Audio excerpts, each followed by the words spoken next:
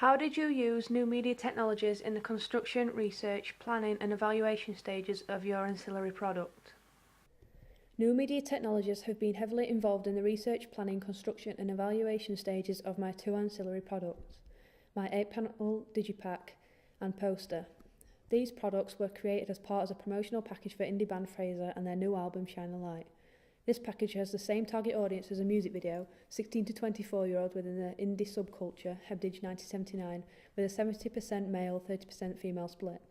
Because of this, I have conducted research into similar products and codes and conventions of digipacks and posters so that I can make sure my products successfully target this audience using digital technologies. The use of Web 2.0 and web apps also allowed me to efficiently and easily record my research for the production of my ancillary products. Like with the music video research, I conducted primary research into similar posters and digipacks from indie artists like Foles, Kings of Leon and Ben Howard, so that I could gather information and ideas for my own products. I used Google Images to search for images of indie artists, digipacks and posters, and then downloaded them so that I could analyse them. The semantic web, John Marker 2006, was used during this process, as I was suggested other images from other indie artists from certain searches. For example, when I searched for the band False, I got suggestions for other bands such as Bombay Bicycle Club and Cage the Elephant. This helped me to further my research into generic conventions used by more bands of this genre, reinforcing my findings in research. Like my analysis of the music videos, I then created a video using the non-linear editing software Windows Movie Maker that shows me analysing each poster and digipack that I pastiched ideas and codes and conventions from. These were then from artists such as Falls, Florence and the Machine and the Beatles. I then uploaded these videos to YouTube and my WordPress blog so that my research was clearly recorded and evaluated in an efficient way, and so I could look back at the research material when I came to planning, constructing and evaluating my products. Digital technologies therefore allow me to create research resources in various digital formats. When I came to planning my digipack and poster, I firstly started by looking back at the similar media texts, my primary research, and the codes and conventions, secondary research, that I had conducted during the research stage. By looking back at these, I was then able to draw out flat plans of both products on paper and scan them into computers using a Canon document scanner.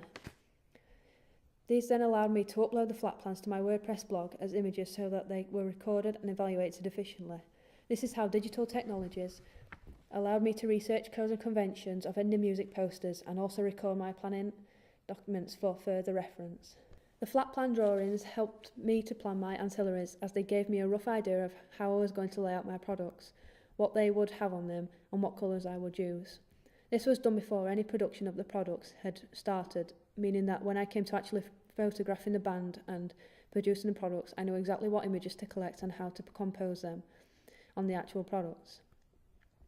To make sure that my flat plans and initial ideas were suitable and effective in targeting the audience, I showed my peers, some of which were in my target demographic, to see if they thought they were successful and if they could be changed in order to improve them. I conducted this by verbally asking them and writing the responses down onto paper. An example of one of the questions that I asked them was, do you think that my initial ideas for the layout and colour schemes and house style for my digipack and poster suitably target my indie target audience, and if not, how could they be improved? The answers for this were qualitative. Examples of these were that the layout of the front page of the digipack could be altered slightly so that an image of the band could be made the focus point of the product, and that there should be more images of on the poster so that the entire background is covered, so that the name of the band's album is connoted better. I took these into consideration when I came to producing my ancillary products, as I found that the responses to my questions helped me improve the targeting towards the audience. The photos that I used for my digipack were a mix of stills that were from the narrative and performance elements of the music video, and photographs of the band that I had taken at one of their gigs. I used the stills on the inside panels of the digipack so that I could continue the preferred reading of Drunk and the gig atmosphere over the products, but also keeping it exclusive to the people that had bought the product. Because they were stills from the video, the Canon Legria video recording camera was what was used to collect the stills.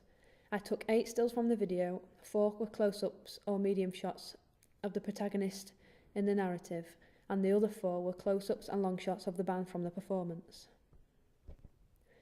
To create my preferred reading and atmosphere, I took one still from the narrative and one from the performance of the music video and superimposed them together using non-linear editing software Adobe Photoshop CS 5.5.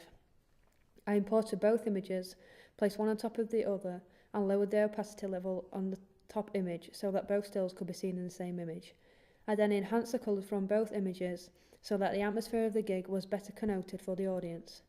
I repeated this method 3 times so that I had an image for each panel of the inside of the digipack. To continue creating synergy between this and the video, I also added the letter A from the band logo, the same one seen in the opening and closing scenes of the music video. This is also an example of cross-media promotion and horizontal integration. For the outside panels of my digipack, I decided that I wanted to use a photo of the band for the front cover and then images of the band performing on the other 3 panels. I started this process by creating call sheets on Microsoft Word for the shoot, so that both I and the band knew details about the locations and costumes. I was therefore fulfilling Pete Fraser's professionalism and organisation 2002. By creating call sheets, I was able to make sure that these elements would allow me to create stereotypical Lippmann 1922 of the indie subculture Hemdage 1979 by making the band wear clothing such as leather jackets, dark jeans and check shirts. This helps indicate the genre of music and helps to enhance the creation of a brand identity for the band. I took these photos with a Canon IXUS 9515 digital point and shoot camera as I wanted a professional look to them, but also create the sense that they were taken by a member of the audience. I didn't want them to look perfect. All of the live photos were taken from a low and canted angle, which helped to create this preferred reading as well as present the band as dominant and cool. The front cover image is of the band stood together looking at the camera. I used the grid lines on the camera to help compose the band in the centre of the photo, the rule of thirds, John Thomas Smith. Whilst taking the photo, I made sure that the lead singer was positioned at the front and centrally in the photo so that the Electronic Shaman, Carlson 1999, and Star Persona, Dyer 1975, was continued from the video. I also allowed the product to sell the face of the band, Roshuka 2001. I enhanced these connotations in the editing process of my digipack using Adobe Photoshop CS 5.5. I positioned the image of the band on the front cover of the digipack, then added a lens flare to it. This shines a light onto the lead singer, creating a star persona and electronic shaman, as well as connoting the name of the product, Shine the Light. In editing, I made every photo for the front panels of the digipack black and white so that I could target the traditions of the indie genre. Black and white used to be traditionally used by indie artists as it was cheap. I did this by importing each of the images into Photoshop and then clicked Image, Adjustments and Black and White. I then changed the lighting levels of each image so that the areas of the image could be seen better and made them look more professional, Pete Fraser 2001. During my research into digipacks and posters for indie artists, I found that the text that is used most commonly is bold sans serif font. To meet this convention, I use a Helvetica Ancillary font, which is also a bold sans serif font.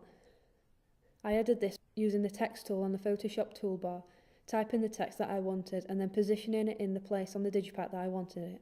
This is how I use digital technologies such as digital cameras and non-linear editing software to meet the cozy conventions of the indie genre and digipacks.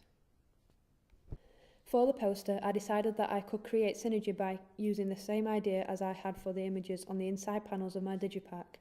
I used the same images with the stills from the music video as I had used on the inside of my digipack, helping to create horizontal integration, synergy and cross-media promotion between all of the products, selling the band along with their brand and identity. I imported all 5 of the images that I had onto an A4 document on Photoshop and positioned them in the way that I planned on my flat plans. I then added text for the title of the band and the album, the reviews from NME and Q Magazine, a release date, their website, selling formats, and the record label logo. These conform to the codes and conventions of posters that I had researched in the pre-production stage. This made my poster look professional and target the audience. The text that I used on the poster was the same as the text used on my digipack, again allowing me to create synergy between both of my ancillary products. This is how I use digital technologies to meet the codes and conventions of indie music posters and the indie music genre.